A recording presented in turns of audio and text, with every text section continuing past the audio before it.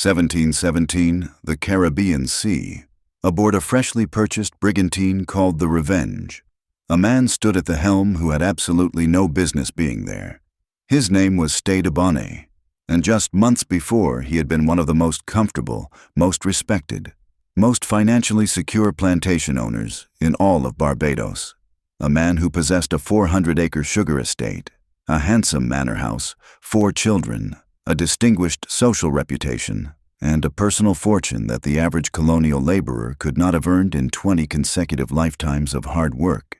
Yet something inside this man snapped, or perhaps simply broke free, and he walked away from all of it without any sailing experience, without any criminal background, without any of the survival instincts that the world of piracy demands, indeed of everyone who entered it. And the question that has haunted historians, treasure hunters, and curious minds ever since is straightforward and almost painfully simple. Where did all that money go? And is the fortune of the gentleman pirate still sitting somewhere, completely undisturbed, waiting to be found? To understand why the disappearance of Stede Bonnet's wealth matters so much, it is necessary to understand who Stede Bonnet actually was before he became the most improbable pirate in recorded history. And the answer is that he was a man of extraordinary privilege whose family had built real, lasting, generational wealth in the British colonial system. His father, Edward Bonnet, had established the family on the island of Barbados, accumulating land and property at a time when Barbados sugar was among the most valuable agricultural commodities in the known world. And when Edward died, young Stede inherited an estate worth thousands of pounds sterling, which in the context of early 18th century colonial economics was an amount that placed the Bonnet family firmly among the elite CLAs of Caribbean landowners. Not struggling merchants, not small-time traders, but genuinely wealthy people with political connections, social standing, and assets that should have guaranteed a life of comfort, security, and quiet prosperity, stretching all the way to a peaceful death in a warm bed surrounded by grandchildren. So why did Stede Bonnet throw all of it away? This is the question that every historian who has studied his case eventually circles back to. And the honest answer is that nobody knows for certain, though the theories are numerous and range from the sympathetic to the darkly comic. Some scholars believe Bonnet suffered from a genuine mental breakdown, possibly triggered by the death of one of his children in 1715, or by the accumulated pressure of a deeply unhappy marriage, because the historical record does suggest that Bonnet and his wife Mary had what contemporaries described as an uncomfortable domestic situation, which in the coded language of the 18th century could mean anything from minor disagreements to something far more serious. And then there is the theory, which the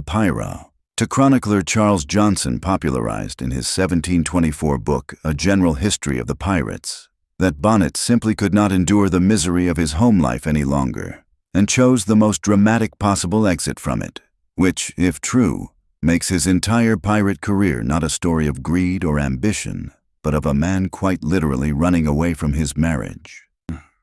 What makes the financial dimensions of this story so remarkable is that Bonnet did not do what every other pirate of his era did, which was to start with nothing and build a criminal operation from the ground up. Instead, he went to a shipyard, opened his personal accounts, and purchased his own vessel outright, spending approximately £500 sterling to acquire the sloop Revenge and outfit it with 10 cannons and a crew of around 70 men who were paid regular wages, which was an almost unheard-of arrangement in the pirate world where most crews operated on a share of plunder basis. And what this tells us about Bonnet's financial position at the time of his departure from Barbados is significant, because a man who can casually spend £500 on a pirate ship, without borrowing, without partners, without investors, is a man who still has considerable resources at his disposal. And those resources, the portion of his estate that he did not take with him and did not formally transfer to anyone before vanishing, represent the first great mystery of the Bonnet fortune. By the time Bonnet reached the American coast in 1717 and began actively raiding ships, he had already started accumulating plunder on top of whatever personal wealth he had brought with him. And the scope of his raiding operations, though modest by the standards of major pirates like Blackbeard or Bartholomew Roberts, still amounted to a substantial body of seized goods and valuables. Historical records indicate that Bonnet and his crew captured somewhere between 20 and 30 vessels during the active period of his piracy, taking cargo that included sugar, rum, manufactured goods, silver coins, and other portable valuables. And while the total value of this plunder is difficult to calculate precisely because pirate inventories were not exactly meticulously maintained, conservative estimates suggest that the aggregate value of what Bonnet seized during his time at sea reached several £1,000s sterling, which was an enormous sum in an era when a skilled craftsman might earn £30 in a genuinely good year. The most consequential encounter of Bonnet's pirate career was his meeting with Edward Teach, better known to history and to nightmare as Blackbeard. And what happened between these two men tells us something important about Bonnet's fundamental unfitness for the life he had chosen. Because when Bonnet and Blackbeard crossed paths in the Nassau area in late 1717, Blackbeard took one look at this well-dressed, inexperienced, velvet-coated gentleman and recognized immediately that Bonnet had no idea what he was doing. And rather than simply robbing him and sailing on, Blackbeard did something more interesting, which was to essentially absorb Bonnet's operation, placing one of his own men in command of the Revenge, while Bonnet was given the polite fiction of remaining a guest aboard Black Bay, RD's flagship, an arrangement that reduced the wealthiest man in the pirate partnership to a passenger on his own purchased vessel, which is perhaps the most perfectly humiliating summary of Stede Bonnet's competence as a criminal that it is possible to construct from the available historical record.